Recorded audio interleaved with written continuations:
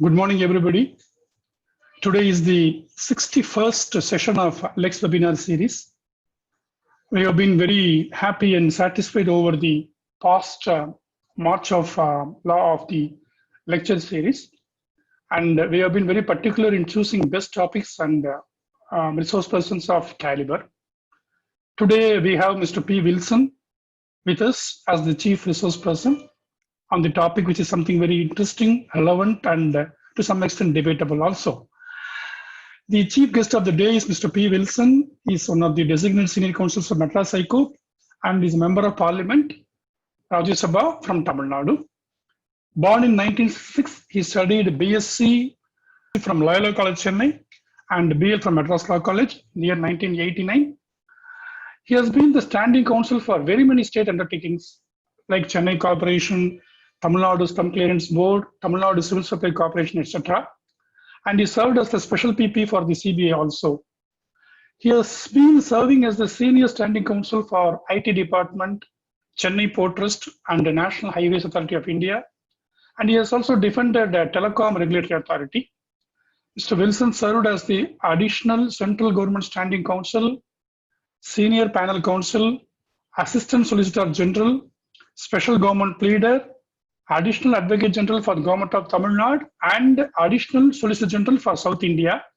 And to be precise, he is the youngest one to be appointed so for the office of additional solicitor general South India. At the age of 43, Mr. Wilson was dismissed as the senior counsel of senior advocate of Madras High Court. His appearances before the Supreme Court is also noteworthy. He has also been nominated to Rajya Sabha exactly a year back from Tamil Nadu. And he is also a member of standing committee in the parliament for pensions, public grievances, and law and justice. With this short and brief introduction, we welcome Mr. P. Wilson for the lecture of the day. Sir, the forum is yours. Welcome, sir. Thank you very much. Thank you for inviting me to this lecture series. The topic which I am asked to deal is a very sticky topic. There are two topics which I'm going to speak about. The first one is relationship between legislature and courts. So that is the first topic, and the second one is fundamental rights and legislative privileges. So with regard to the relationship between legislature and the court, everyone knows that the doctrine of a separation of powers, as enunciated by the Supreme Court in Kesavananda Bharati's case, State of Rajasthan, I.R. Kohilo, State of Tamil Nadu, and very many cases, that the powers are to be exercised by three wings. The separation of power is one of the basic features of Constitution. The separation of power is in fact reiterated, respected, and upheld by the Honorable Supreme Court. And the Honorable Supreme Court has enunciated time and again that functions of one organ cannot be taken over by the other. So that is what they say about this separation of power. Each wing speaks for itself. Parliament speaks through its act, resolutions. Executive speaks through its orders, policy, and judiciary speaks through its judicial orders. This separation of power as an above purpose, each branch is constitutionally mandated to act within its sphere and have to mutually respect each other. There should be an institutional respect to realize the constitutional goals and to ensure that there is no constitutional transgression. Each institutions are co-equal.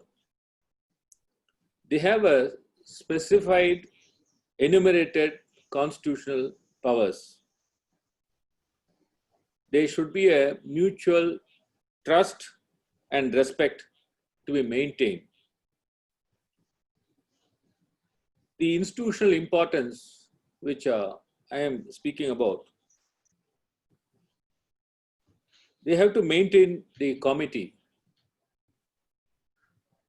This can be done only when they act within their own jurisdiction.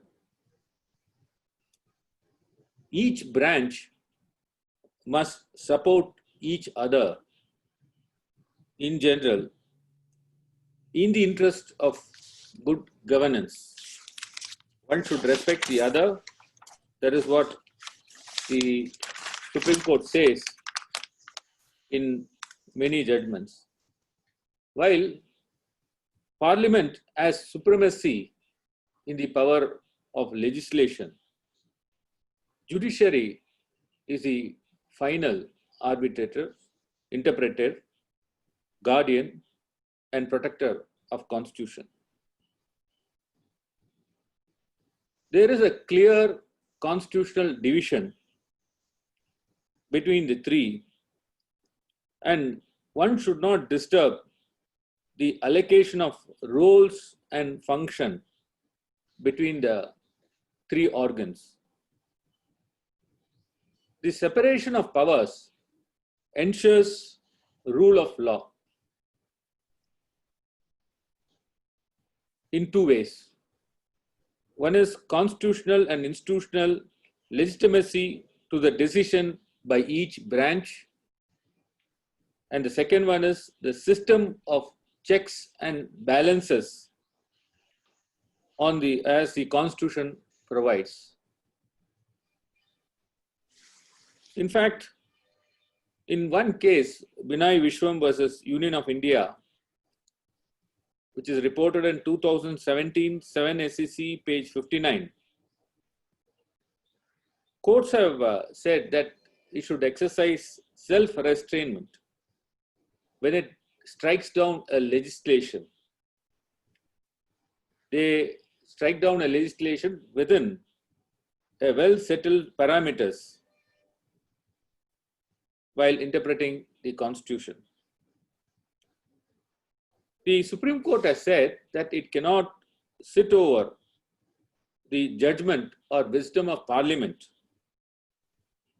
and legislatures who are supposed to know and aware of the needs of the people, what is good and what is bad.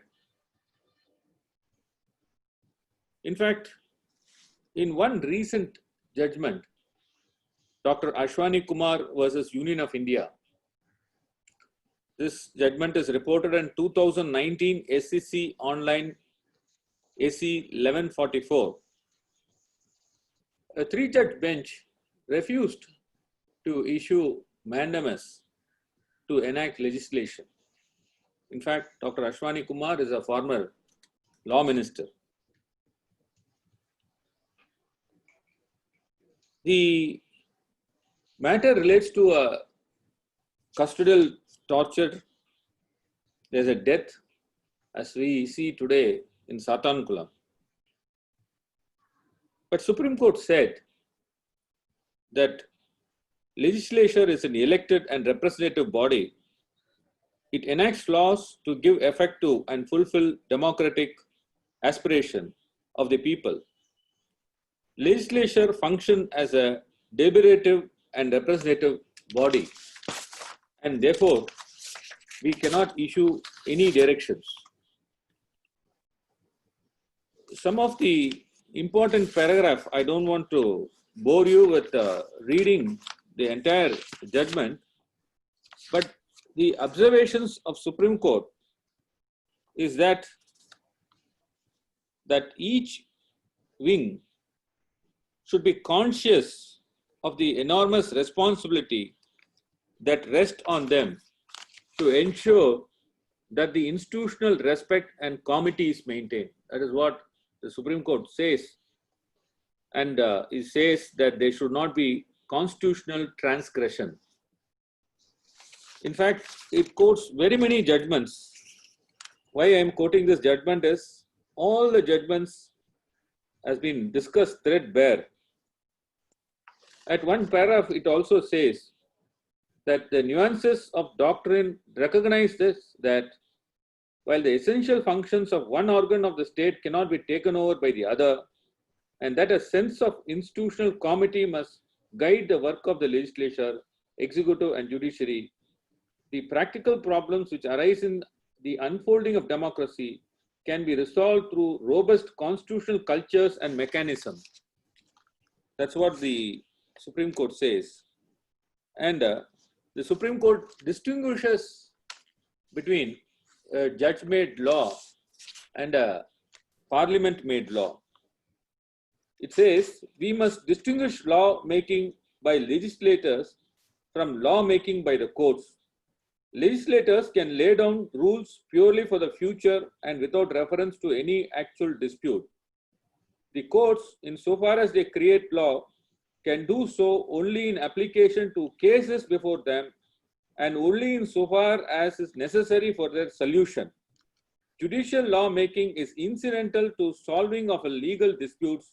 Legislative lawmaking is a central function of the legislator. And ultimately, it also says that no mandamus can be issued to the legislature to enact a particular legislation, nor can such direction be issued to the executive, which exercises the power to make rules in the nature of subordinate legislations. The Supreme Court also says that all the three branches are co-equal and each has a specified and enumerated constitutional power. At last, by way of caution, they also say that a perception, however strong, of the imminent need of the law engrafted in the Act and its beneficial effects on the citizenry of a democracy country by itself will not permit the court to overstep its jurisdiction. Judicial discipline must caution the court against such an approach. So therefore, they have a self-restrained way when they deal with any legislation. Whenever it comes before them, they have a limited parameters through which a legislation is being tested.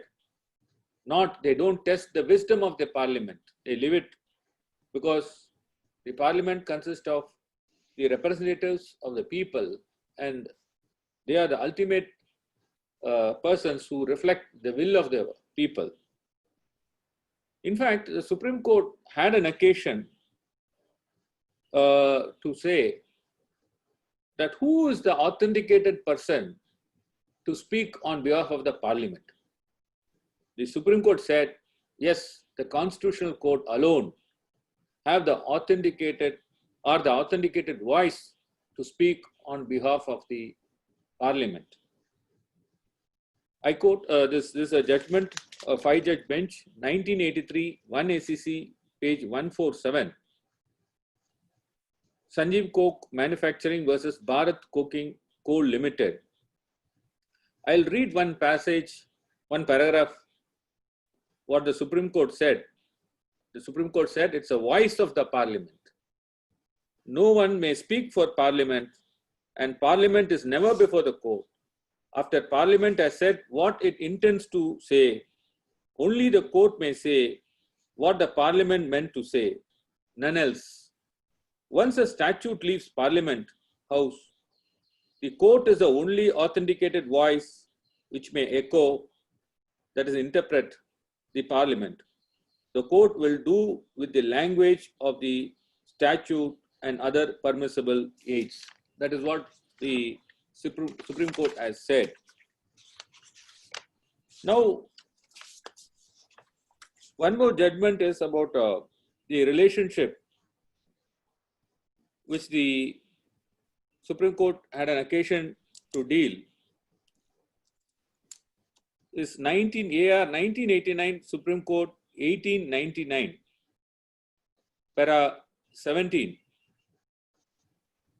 They have said that the legislature, executive and judiciary have to function within their own spheres demarcated under the Constitution.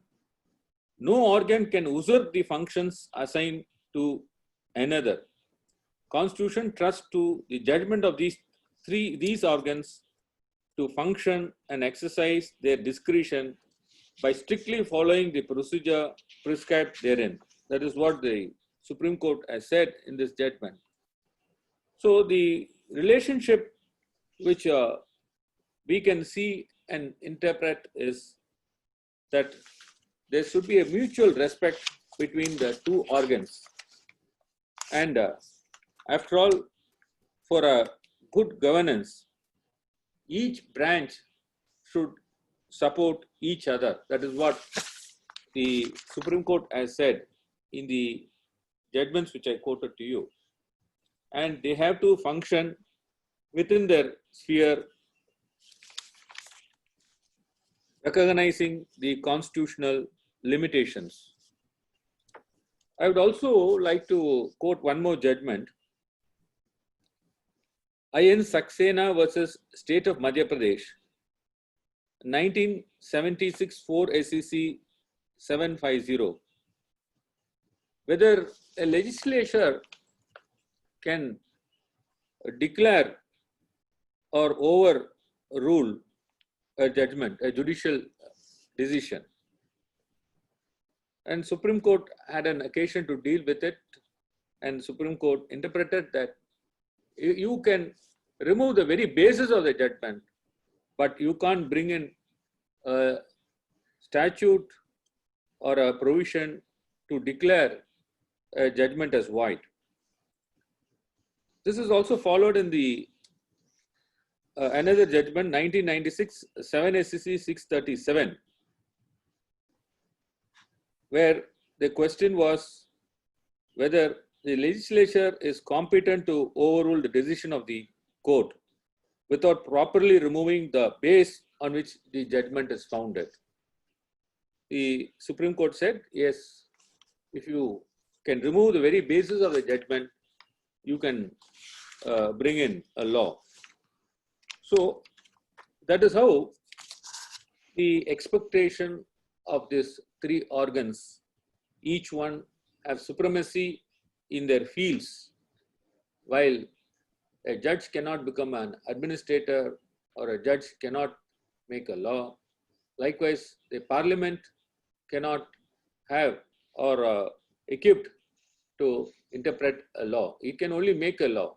All the decision, all the debates ultimately transforms into a bill, and which is passed by the both houses, and the assent being given by the president, it becomes a law. So that is how the mutual respect and trust should be there. As long as this is commanded by each of the body, there will be no confusion at all. And certainly, it's all for the purpose of the welfare of the people and to provide good governance. I would only wanted to tell you about how, in one occasion, when I, as a member of parliament, spoke about the time limit that is not available in 10th schedule. You all know that the disqualification is provided under the 10th schedule of the Constitution. Now we ourselves can witness certain problems here in Tamil Nadu.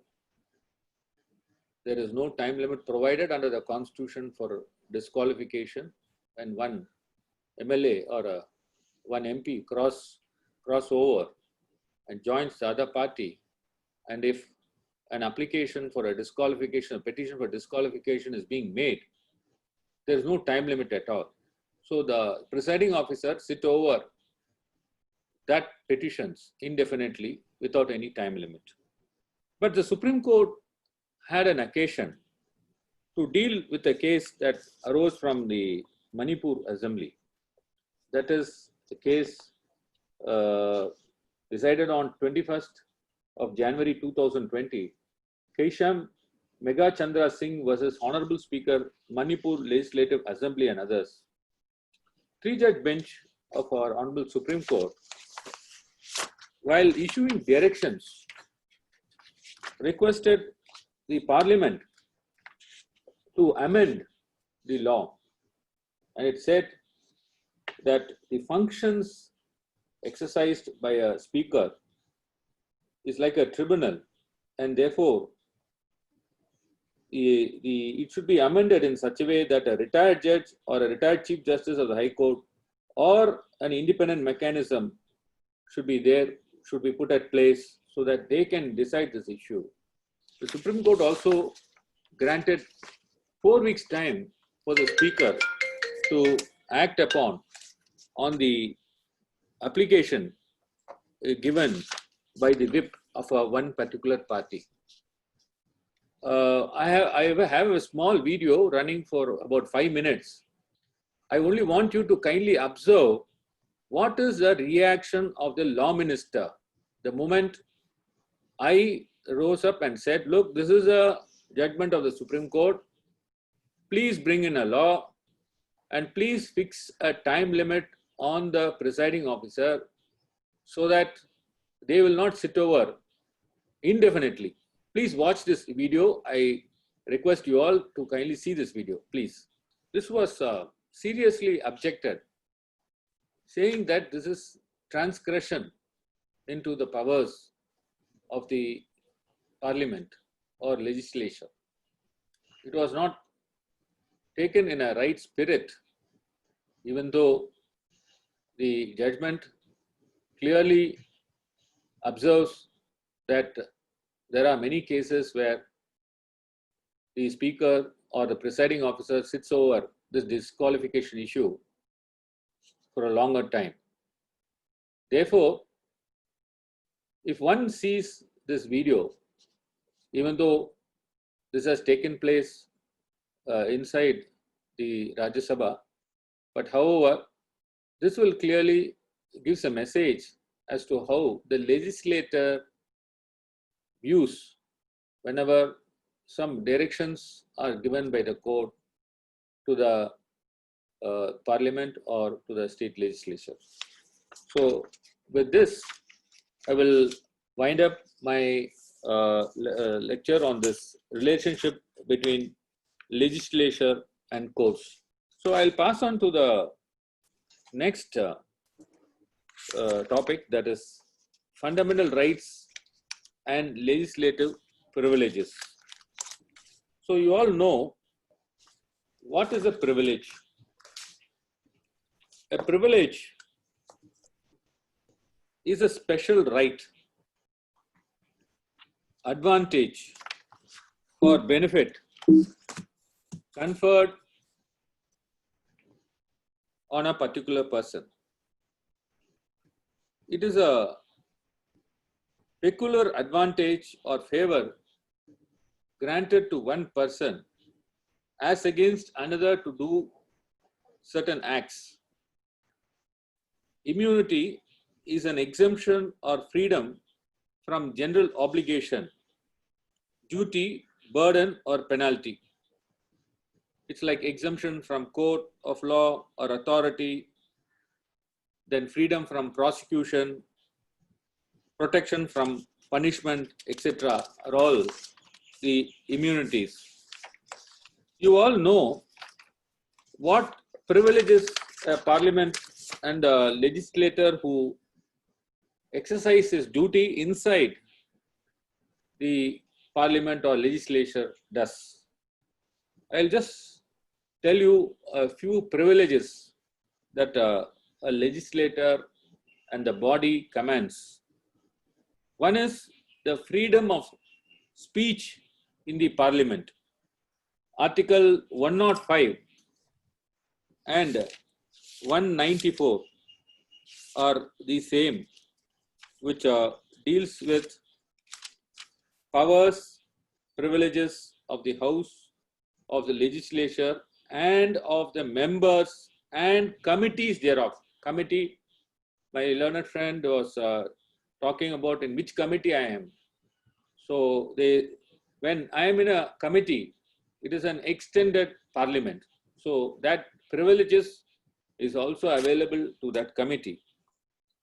So if you see what is the privileges which the parliament or the state legislature commands, is freedom of speech. We can talk.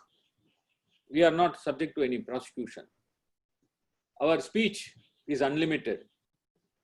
And whether the fundamental rights as envisaged in Article 19(1)(a) and the limitation and restrictions available in 19(2) will apply, the Supreme Court said no, it will not apply. So therefore, whatever I talk, I am not liable for any prosecution.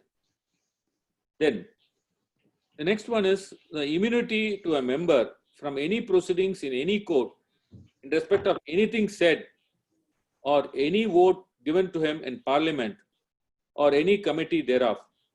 So therefore, if my speech are defamatory, then I can't be sued for defamation.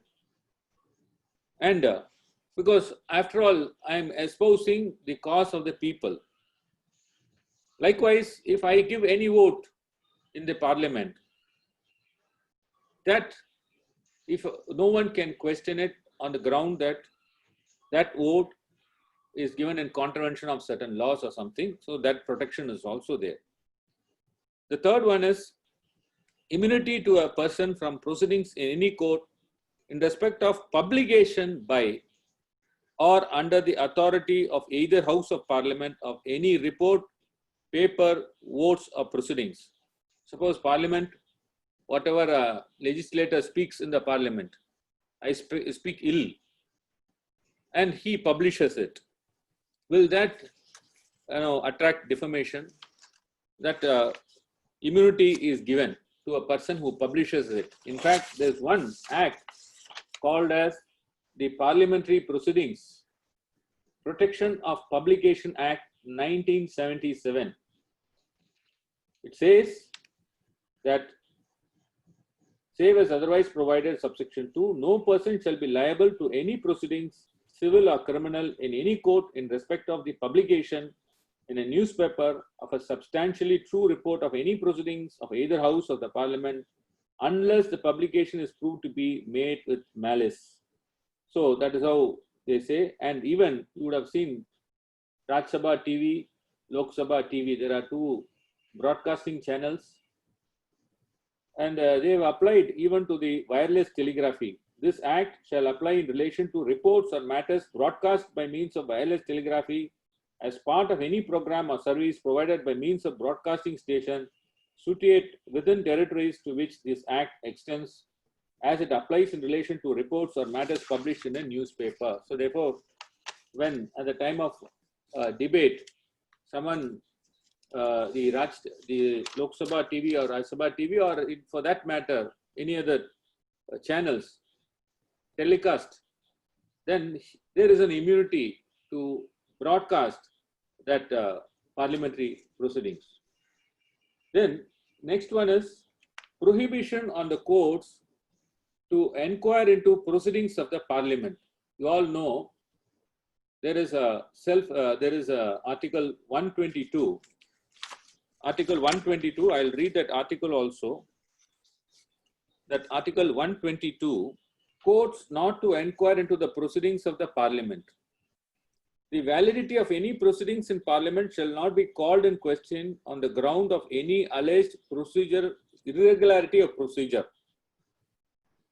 No officer or member of Parliament in whom the powers are vested by or under this Constitution for regulating procedure or conduct of business or for maintaining order in Parliament shall be subject to the jurisdiction of any court in respect of the exercise by him of those powers. This Article 122, the validity of any proceedings in the Parliament shall not be questioned on the ground of illegality of procedure. Courts have interpreted that when there is an illegality, but if there is an illegality and a violation of constitutional provisions, certainly we can interfere.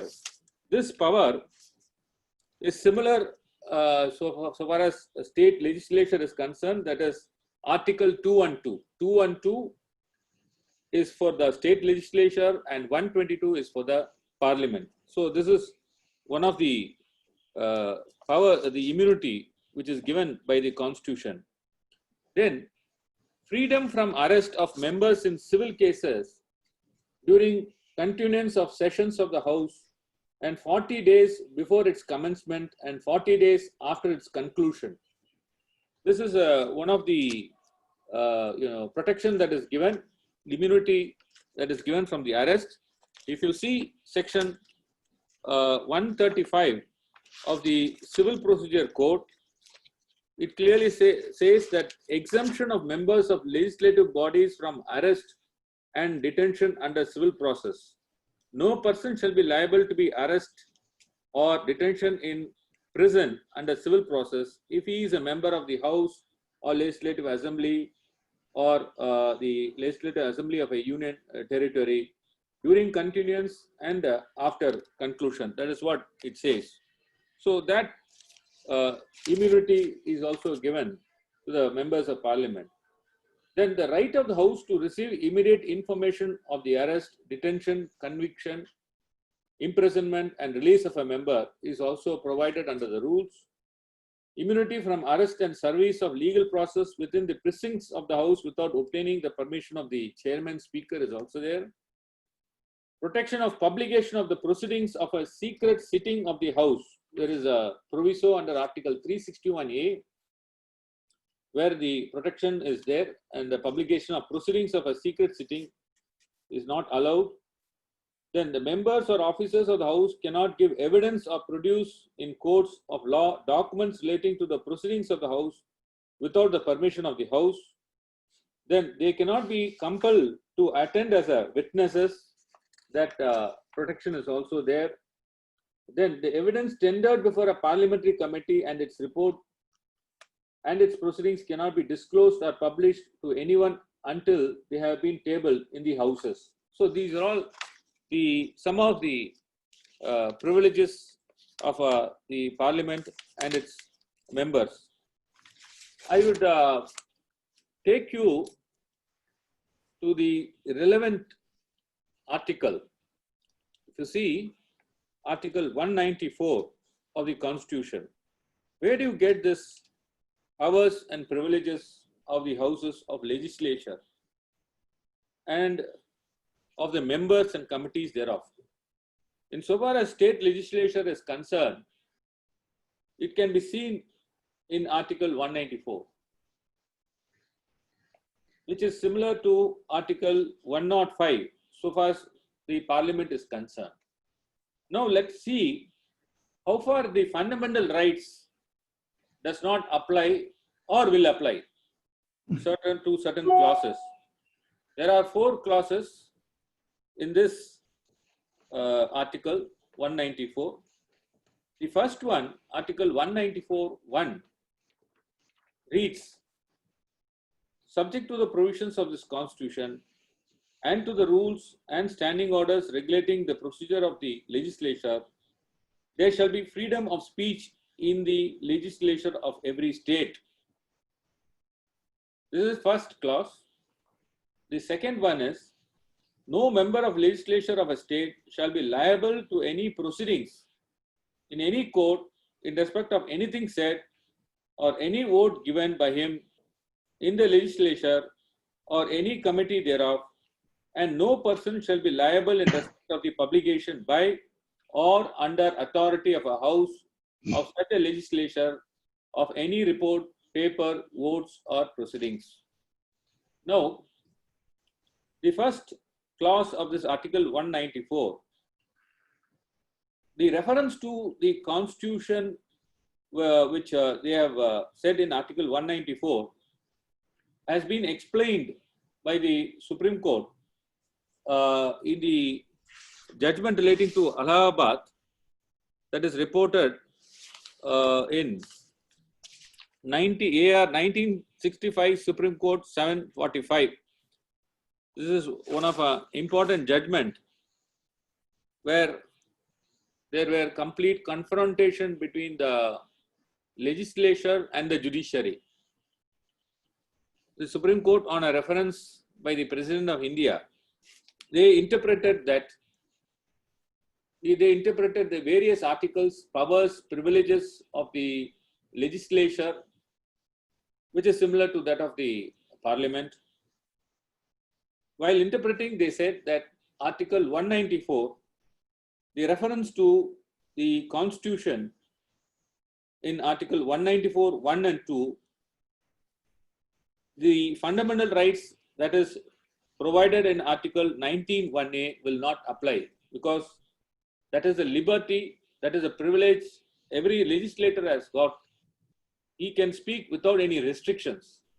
So he can act without any restrictions, and that is why they have said that 19(1), the provisions of this Constitution doesn't mean 19(1)(a), but it is referable to the powers that is the legislature has got under the Constitution to frame procedure or regulate the proceedings and standing orders. That is what they have interpreted Article 194(1).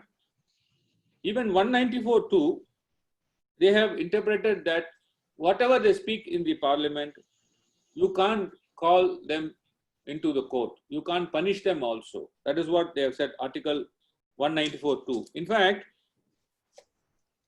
this 194(2), the first court which interpreted before the Supreme Court was the Orissa High Court. The Orissa High Court, in the judgment reported in AR 1958, Orissa 168, AR 1958, Orissa, page 168, the Orissa Chief Minister, the then Orissa Chief Minister, Nabakrishna Chowdhury, he passes certain comments against the High Court on the floor of the Assembly. He says the High Court is not mature enough. So this was brought to the notice of the High Court, and they wanted to initiate contempt proceedings. The division bench of the Orissa High Court, in this judgment, while interpreting this Article 194(2), has ultimately held that whatever that is said on the floor of the Assembly, no court can take action against the member of legislature for any speech made by him therein. That immunity appears to be absolute. But the court has requested that why don't you reconsider that speech so that the institutional respect is there, because when he made such speech, there is immunity for a judge of the High Court. That cannot be, the conduct of a judge cannot be discussed in the floor of Assembly. If you see the Article 211 of the Constitution, no discussion shall take place in legislature of a state with respect to the conduct of any judge of the Supreme Court or of the High Court in discharge of his duties. So this power, Article 211, which is similar to Article 121, which is in pari materia, a parliament cannot discuss the conduct of any judge of a Supreme Court or of a High Court in discharge of their duties, except upon a motion for presenting an address to the President praying for removal of the judge as hereinafter provided. So unless a motion is presented for removal of judge, then you can't talk or discuss about the conduct of a judge. Now, after this judgment, a very strange case came up for consideration. You all know this is a famous case, that is a case where both the judiciary and the legislature were in loggerheads. This arose in Uttar Pradesh. One person who was reprimanded for having committed contempt for breach of privilege relating to a publication. The same legislature on the same day, it committed him to prison for about 7 days. That person, he approached the High Court through his lawyer. The division bench of the Uttar Pradesh High Court passed an order releasing that person on bail. The legislature got offended. The assembly passed a resolution and it directed to take custody of the 2 High Court judges and advocate before the assembly. Therefore, the High Court judges had no other option than to file a writ petition challenging the proceedings by way of Article 226. The full bench of the Uttar Pradesh High Court, they granted a stay, and therefore, since there were both the legislature and the judiciary were in loggerheads, the president has to step in and make a reference under Article 143(1) before the Supreme Court. Now, that is why the Supreme Court deals with this matter. A 7-judge bench has dealt threadbare what are all the powers, what are all the privileges, what are all the immunities of the legislature, and what are all the powers, what are all the protection which a judge has while exercising and discharging his duty.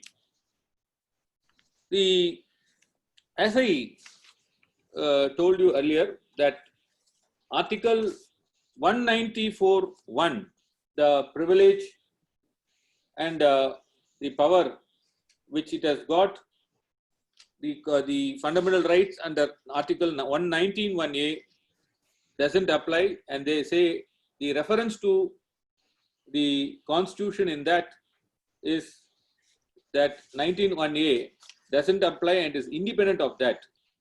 However, so far as 194(3) is concerned, 194(3), I will read this 194(3).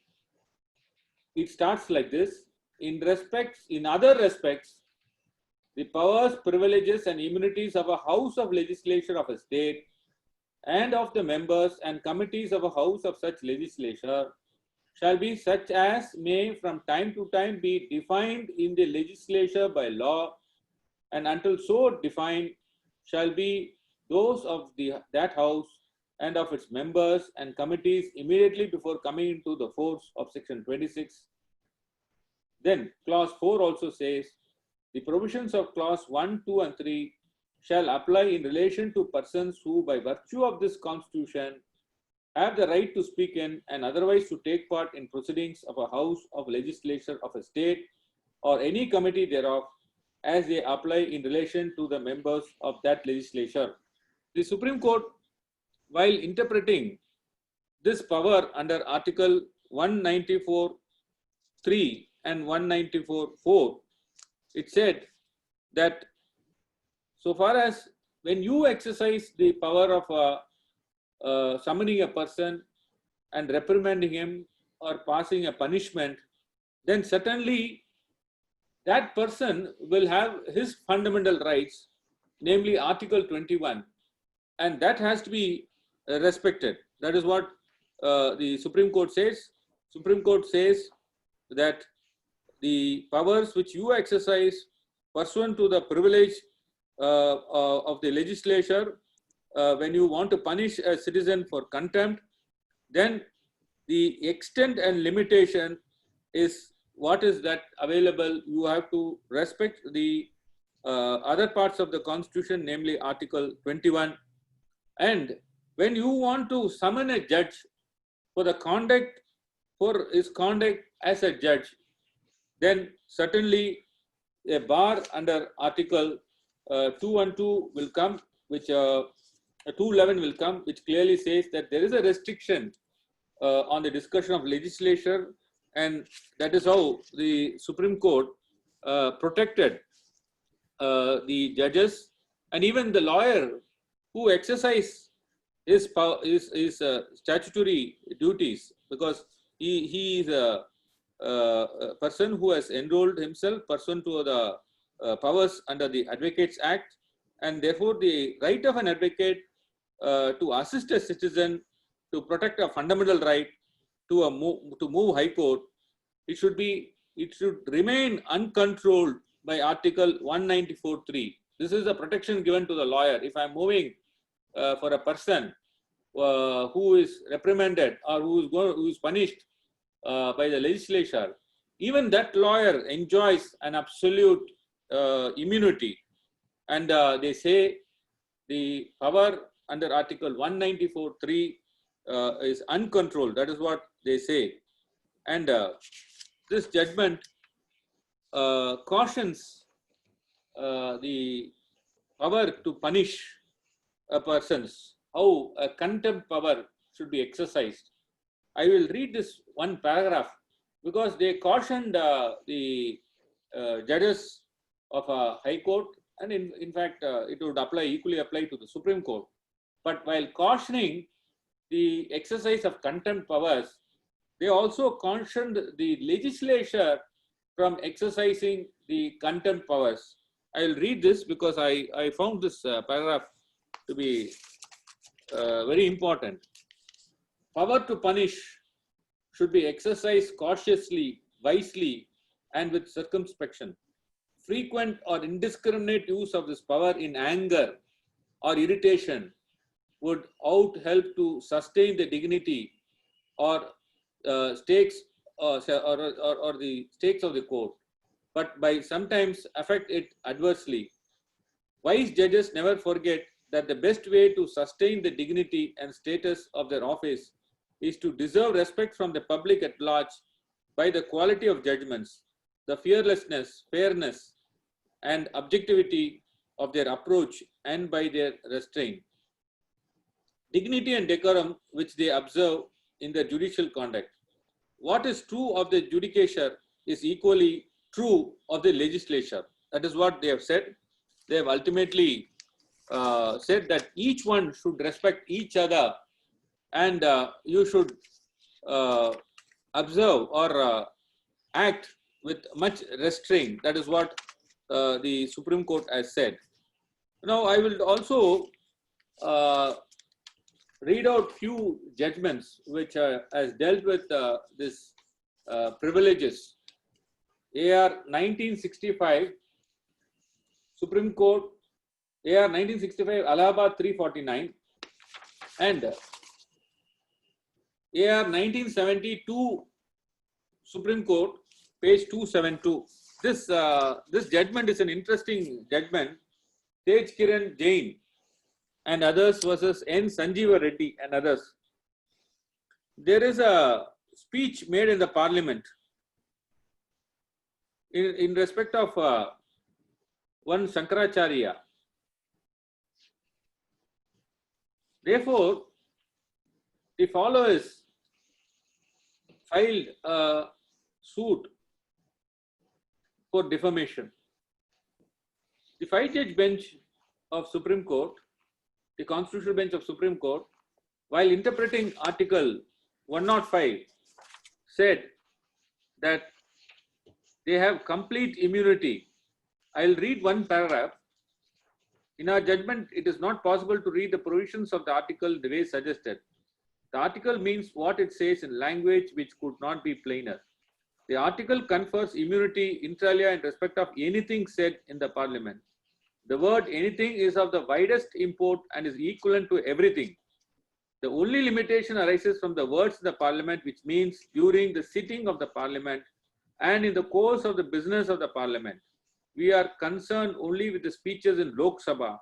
Once it is proved that parliament was sitting and business was being transacted, anything said during the course of that business was immune from proceedings in any court. This immunity is not only complete, but as it should be.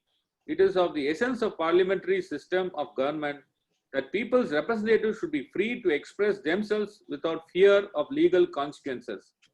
What they say is only subject to the discipline of the rules of parliament, the good sense of the members, and the control of proceedings by the speaker. The courts have no say in the matter and should really have none. That is what the Supreme Court has said. And one of the leading judgment from our High Court is Balasubramaniam, year 1995, Madras 329. This is about Ananda Vigadan, where two cartoons, one MLA showing MLA and the other one as a minister, one as a pickpocketer and other one as a doing dacoity. That is what they would have drawn there, and he would have been sent to imprisonment for 3 months. The court came down heavily, though it was decided at a later stage. It came down heavily when the fundamental rights of the person in question is not being observed by the legislature. In fact, they have imposed a fine of 1,000 rupees. They have imposed 1,000 rupees. That judgment that arises from our High Court has been decided by a full bench on 28 September 1994. So, therefore, when the court finds that insofar as exercise of the power under Article 194(3), when you don't observe or respect the fundamental rights of the person in question, then certainly the court can interfere under Article 226. And in fact, they go to the extent of imposing cost of rupees 1,000, even though that house which imposed punishment that point of time was subsequently dissolved after its period was over. Even then, the cost was imposed. The next judgment is Rajaram Pal versus Honorable Speaker Lok Sabha, 2007, 3 SCC, page 184. 2007, 3 SCC, page 184. This is a leading judgment. This is a cash for query where the bribe was paid for asking questions. In this case, the members in question were expelled. They were expelled from the House pursuant to the powers under Article 101 and 102. The Supreme Court interpreted that the powers under Article 101 and 102 are not exhaustive, and that the Parliament has got power to expel, even though in very many words it is not available, but they interpreted this Article 101 and 102 and said the power to maintain dignity is always there and they have power to expel them. That is what the Supreme Court has said.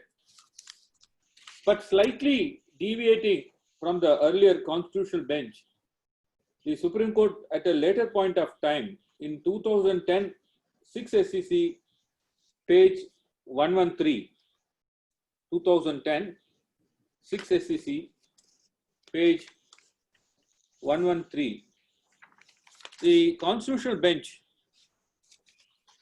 slightly differed and said, this time we have to apply the test whether they cause obstruction to the legislative functions or are likely to cause. Because if we give this absolute powers, then certainly the opposition members are at risk. There are chances for the ruling party to expel a member. So therefore, they read this test of causing obstruction to the legislative functions are likely to cause. And ultimately, they said the person in question has not caused any such obstruction, and therefore they set aside the the expulsion done by the legislature. And one more interesting case is 1998 4 SEC 626. 1998 4 SEC 626. This is cash for votes scam. Here, for getting votes, bribe would have been paid. But however, Supreme Court, while interpreting this Article 105, I said that the powers and privileges available under 194 is similar to 105. And one of the power immunity which I read was about the vote. If you see 105, it also talks about, it's in pari materia, which says no member of parliament shall be liable to any proceedings in any court in respect of anything said or vote given by him in parliament or any committee thereof, and no person shall be so liable in respect of the publication by or under the authority of either house of the parliament of any report, paper, votes or proceedings. So the Supreme Court interpreted and said that to save this Narasimha Rao government, the votes were purchased, but that immunity is available under Article 105(2). This is a constitutional bench decision, but other two judges dissented from the majority of the opinion. Then the one more interesting case is K.A. Madhyalagan versus P. Srinivasan. This is also one of the interesting case which arose from Madras High Court, a full bench of Madras High Court. This decision is reported in AR 1973, Madras 371.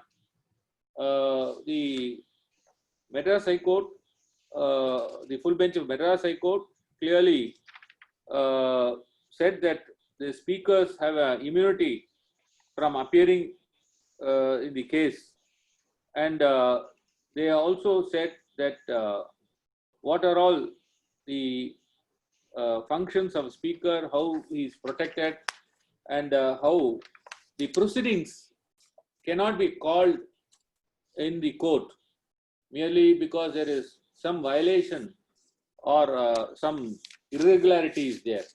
Unless you show there is illegality or against constitutional provisions, the court will normally not interfere with the exercise of this power. So with this, I would conclude that these are all the privileges. In fact, I was referring to, sir, can you play that video? Yes, sir, you are ready, sir. Can I play it, sir? Please play Parthiban, can you please share the video? What is Mr. Wilson, P. Wilson?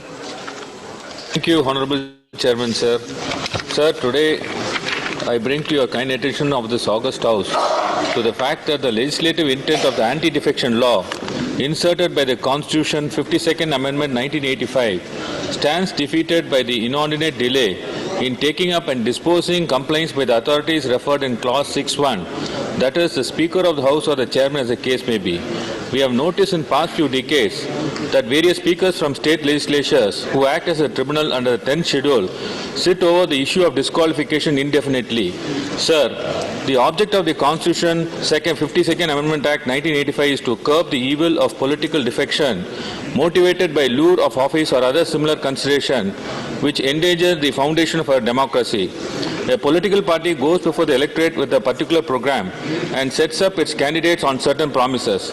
Such a person who gets elected after election cannot change his affiliation for extraneous reasons.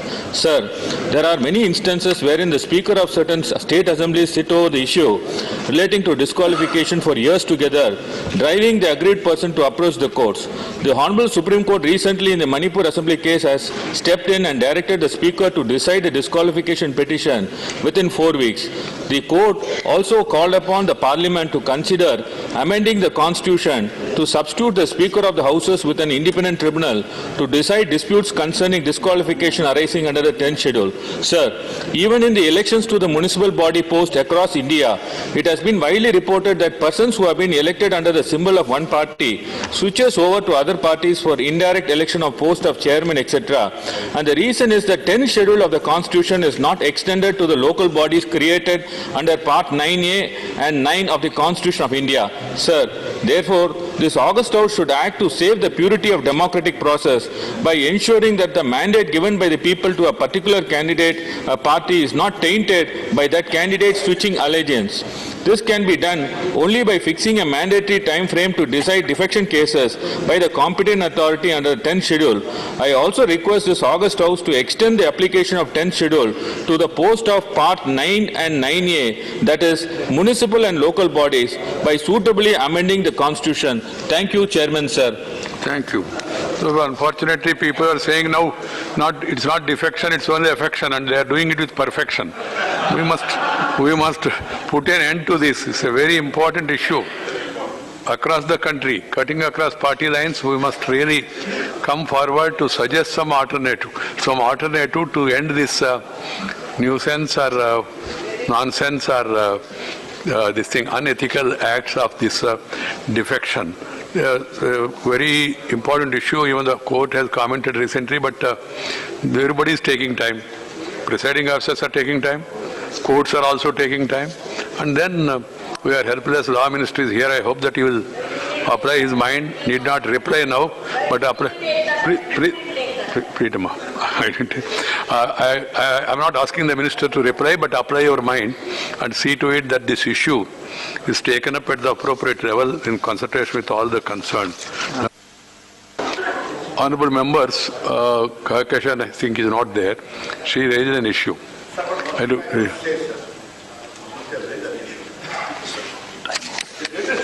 To the Supreme Court, that sweeping, with the greatest respect to the Supreme Court, those sweeping comments against the presiding officers were surely avoidable.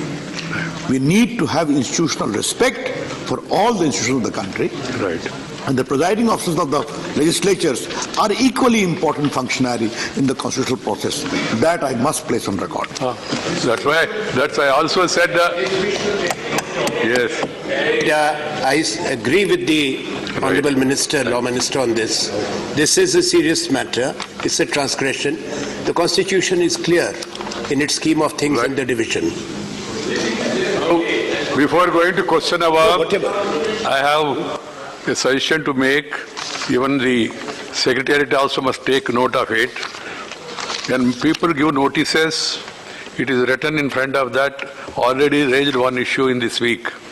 And some of the notices which were admitted, 1 or 2 today, no such information was brought to my notice.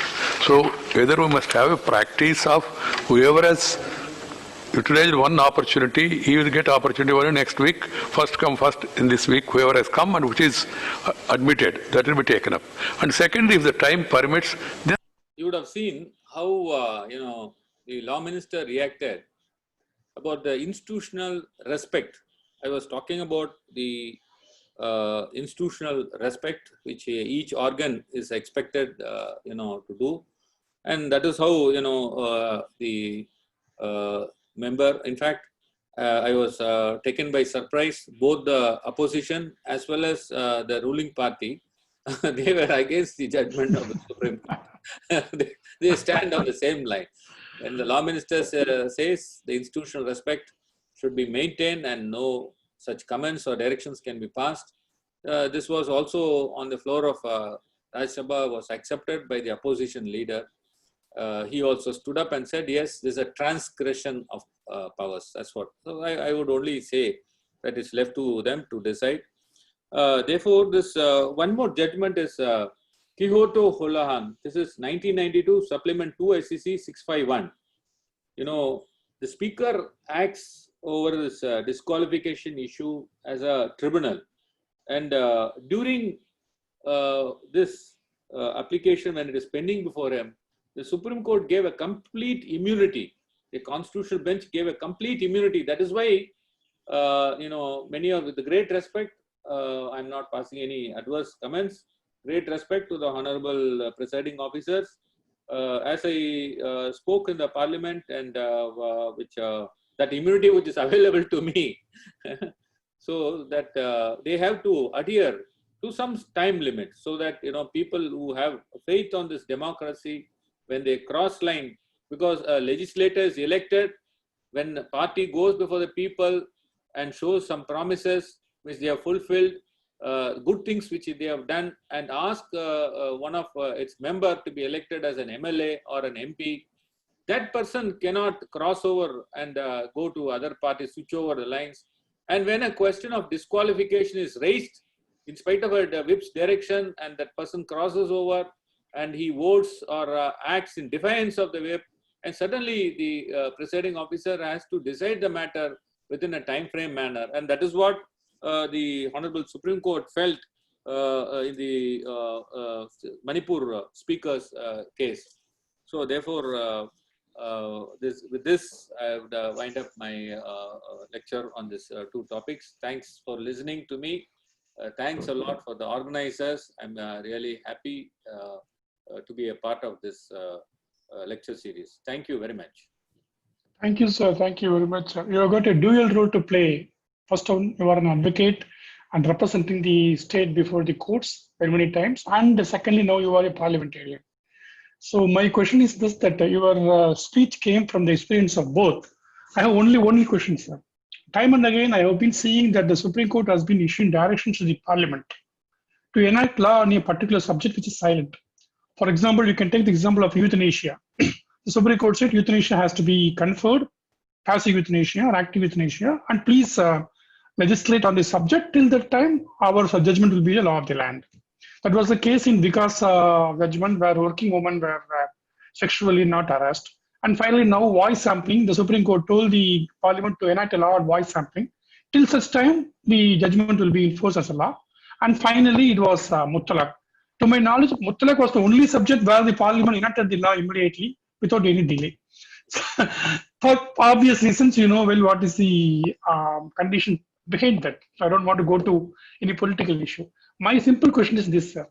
Whenever there is an occasion for the court to pinpoint that the legislation is insufficient or wanting or lacking, and whenever there is a direction by the court to the Parliament to enact a law on a particular subject, I don't find any reciprocity on the part of the Parliament to make law immediately.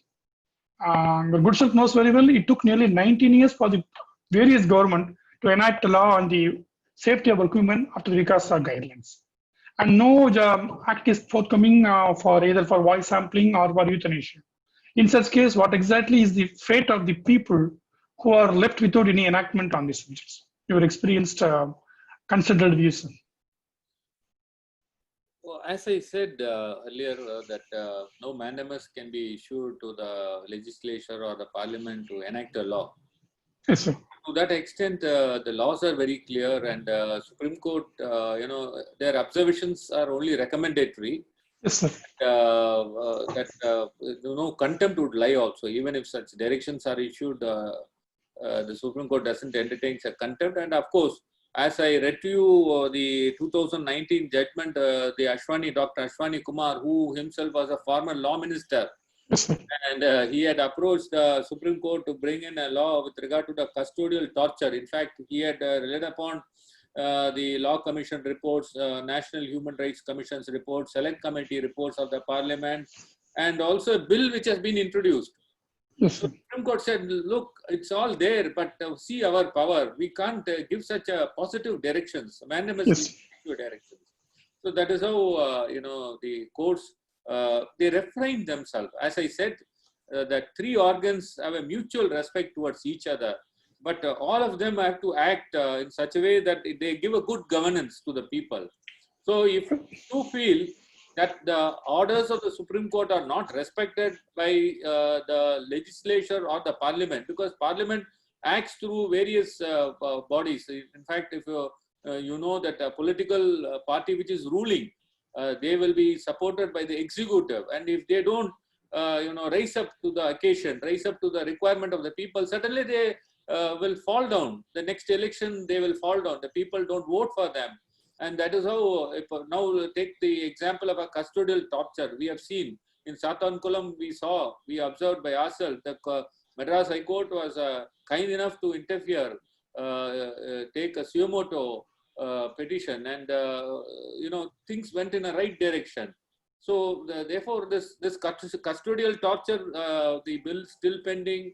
The courts have passed various directions, and therefore, if the party in power is not going to take any steps towards it, and certainly the people are there, they are masters, great masters, and they know how to punish, and that's how they show during the elections, and they show their anger through by way of votes. Yes, sir. As you rightly said, it is left to the three bodies of the government to function with coherence to see that there is no friction. And ultimately, they work join together and do good for the people. Exactly. So the restraint come from within, not from the outside. That's right. One wing is not supposed to encroach on the another.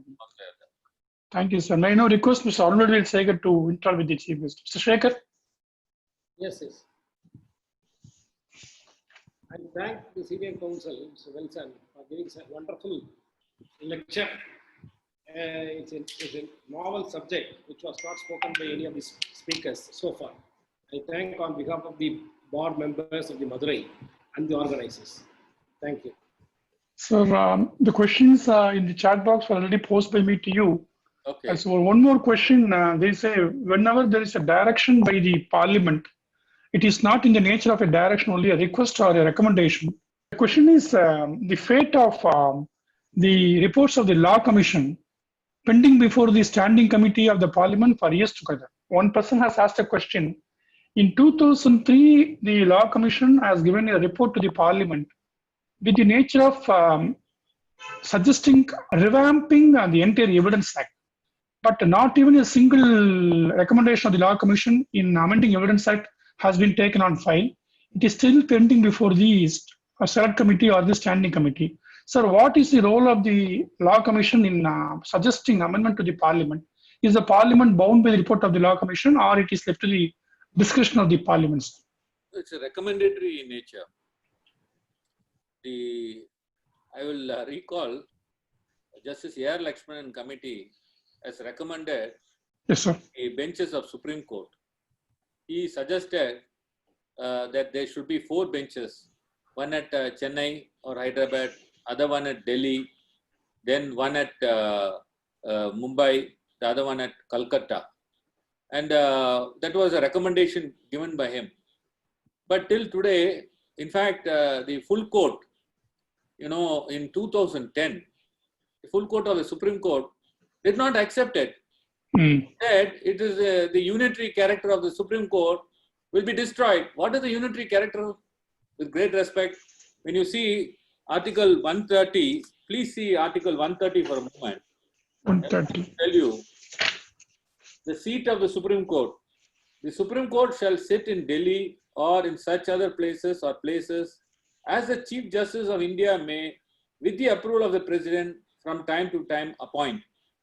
The makers of the Constitution felt that we can have benches of the Supreme Court.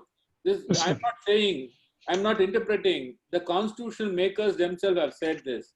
Dr. Ambedkar, he himself, in his reply, said that there shall be several benches. So now, what is the fate of these benches? In fact, I had even, spoken about this in the floor of Rajya Sabha and given a lot of letters.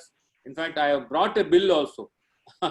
So, therefore, where is the respect for Justice A.R. Lakshmanan's report? Our court itself is not respecting it. So they feel this is only a recommendatory in nature. Mm. Whatever law commission says, of course, that is being taken note of by the standing committee, because I am also a part of standing committee of law and justice, public pension.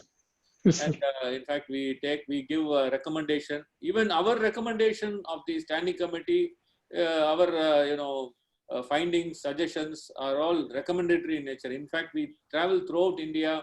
We hold sittings with various judges of the High Court, with various authorities. My experience, in fact, I will say this also. When I was a part of a standing committee which went to Karnataka, we found that the prisoners were more in number in one particular prison. Instead of one prisoner, there were 3 prisoners. They were kept in that jail. We summoned the DGP of Karnataka state, and he immediately appeared and said, "Sir, the problem with us is because the judges are not hearing the bail application. The convicted case, the cases are not being heard, and bail is not being granted. So there is overcrowding of prisoners in a jail." And we went to the High Court of Karnataka, and we found that 50% of vacancies there. So we had a meeting with the Chief Justice, and we came to know that the 50% of vacancies there in the High Court. So what can the Chief Justice do? Ultimately, the system, the pressure that mounts, on the judiciary, they are not able to hear the jail convicted person's bail application. There are no judges to hear the matter. And ultimately it narrows down. Then we asked all the judges, did you recommend, what is the recommendation? When did the recommendation takes place? We found that thrice the court has recommended the names, and all the names were returned back. So ultimately, we can see that, the appointments of judges, there's a delay in appointment of judges, and therefore there are no judges to hear the matter. Ultimately, it narrows down to the system, how it works. So each one has to, work properly and see to that, that the constitutional obligations that is cast upon them is being done in a time frame manner. And that is how, now if you see this suggestions of the Law Commission reports and all, I myself told you that the Honorable Supreme Court is not even considering the benches of Supreme Court in South India or in other place. Therefore, the recommendations of Law Commission, there are a lot of recommendation of Law Commission. Of course, Law Commission itself work is to recommend. And now we have in our meetings, I have suggested, in fact, other members also have accepted that if any law is going to be brought, let us have a discussion. Let us call the stakeholders. We can't, overnight bring in a law and impose it on the person who is going to be affected by law. So let us have a deliberation on that. Let us invite objections. Now, in fact, I think the entire bar knows there is a move to, revamp the Indian Penal Code and all other important penal provisions, and they have called for the objections also. So therefore, time has come that you should also be a part of it. You are always a part of it, and you should also give your suggestions. And that's how, when we get all these suggestions all compiled together, certainly it can be placed before the Parliament, and certainly at the time of legislating the laws, these all will be made available, and certainly the party in power which brings the bill will have to face the questions from the legislators why these recommendations or things were not taken into consideration. So therefore, it's only a recommendatory nature. Okay, sir. Thank you, sir. Next question, sir, is by a person under Article 194, subclass 3 and 4. He asked whether the immunity or privilege is available to the legislature if the legislature acts beyond the power conferred under Article 194.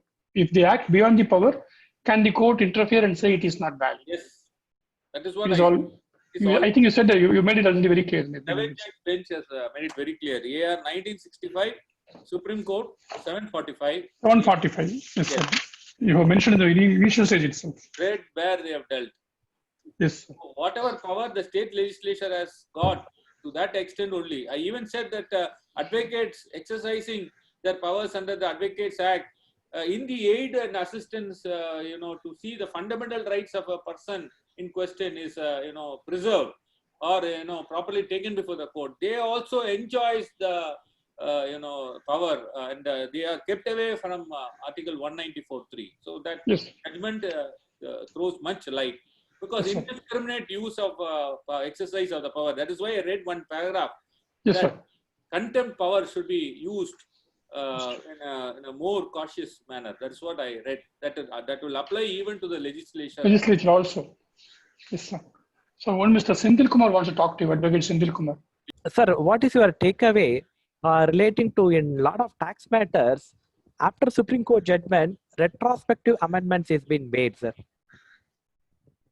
So that power of the legislature, I told you, Yes, sir. is always there when you remove Yes, sir. the basis of the judgment. Yes, sir. So that power is always there. Tax matter, that is every year, annual year, you have a Finance Act. Yes, And sir. every year they bring in a new laws are being brought in. Absolutely, sir. And because of certain things which have been interpreted by the court and where tax are not been levied, and so therefore they make it clear by way of amending it. So Yes, therefore, sir. when you remove the basis of the judgment, the power of the legislature is always there. So we Good. can't act on the basis of the judgment of Supreme Court. What exactly the Parliament feels that it could give to the people, so Yes, it does it. So therefore, they have an absolute power to legislate laws. And of course, when they remove the basis of judgment, that power is always sustained even by the courts. Yes, sir. Yes, sir. Right, sir. Thank you very much, sir. May I request this is Vimala to interact with Mr. Mukul Singh. Sir, a very excellent presentation on a very interesting Good topic. afternoon, Judge. Good afternoon, good afternoon. We all enjoyed your presentation. Thank you, I Judge. have 2 questions, sir. That is number 1, you may remember Vishaka's case where the Supreme Court came out with the guidelines saying that until the law is passed, this would be the guideline. There was not even a direction to the Parliament to pass law. Immediately the guidelines came. But in Aswani Kumar case also, there is an international convention. Though the bill was introduced, it was not passed. Then now the Supreme Court has rescued itself saying that they can't give such directions. Where is the dividing line between this Vishaka's case and Aswani case? How do you justify both? Judge, you know that directions of the court is a law of land. So far as various direction given in Visaga, when law is not there, certainly the court can pass orders, and they are considered to be the law of land. I will read one article. 142. Yes, 141 and 142. Yes, 142 and 141. Now, 141. law declared by the Supreme Court shall be binding on all courts within the territory of India. So therefore, the Visaga's case was considered to be a law of land, and subsequently, if I'm not wrong, I think some law has... Sexual Harassment Act was also came into force. Subsequently, it was enacted and came into force. Till such time, at least there was a stopgap arrangement Yes, for protecting the interest of those suffering women. Yes. But in the scenario where there is not even this subject, where there are international conventions to which India is a party, where there is a commitment to bring a law, domestic law, which should be in tune with the international law. And if the law is not at all passed, if the Parliament is going to say that we are privileged and nobody can give directions, but we will not bring out the law, where lies the remedy? What do you think? That's what the Parliament is acting to the elected representatives. There are standing committees and there are select committees. Of course, standing committees take note of all the problems and of course the judgments of courts, and even at times they even call upon the executives to act in accordance with the directives of the court, and that's how it brings the attention of the Parliament. So therefore this particular issue with regard to the custodial torture, even though there were standing committee, there were law commission report, and there were international convention, yet the parliament has not brought in any legislation. Maybe it may take some months or so, because I feel that maybe the reason for not bringing any legislation, probably they are thinking that a comprehensive legislation can be brought after much deliberations. So that's why they would have not brought this legislation on this subject. So as long as the legislation is not there, even going by the directions of the court, they would say that we will pass appropriate orders and directions whenever the cases relating to individual cases of custodial torture is brought to the notice of the court. That is what the Supreme Court ends by saying. Though I reject the prayer of giving directions to bring in a law, certainly we will give directions. In fact, on this subject, one of our parliamentary floor deputy floor leader, Mrs. Kanimuri, she has written a letter to the law minister and to the prime minister also, drawing their attention that after Satankulam incident, that legislation has to be brought in. So I think when this parliament probably in the last week of August, the session may commence. So there are chances. Let's hope for the best. I am not only on this issue. When we talk of custodial torture, custodial violence, even nowadays, the small children who are in custody and legal custody under the Juvenile Justice Care and Protection Act, they suffer. We are shocked to see that they are also suffering from coronavirus. Then what is happening inside the house, we may guess what would have happened and what is happening. Then if there is no law, who will protect these kind of innocent children? Who is going to protect? And I think there must be some arrangement by which, as soon as an international agreement is signed with reference to this rights of citizens, at least within a certain time frame, a law should be brought in.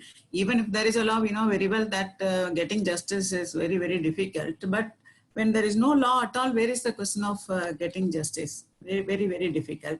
There is one more question is, whenever there is an important bill introduced, on account of the expiry of the period, the legislature dissolved or parliament dissolved, then there is no follow-up at all for the bill that was once introduced. What do you think will be the appropriate step that should be taken, sir, to revive the bill, at least when any other government comes or some other time when the parliament is convened?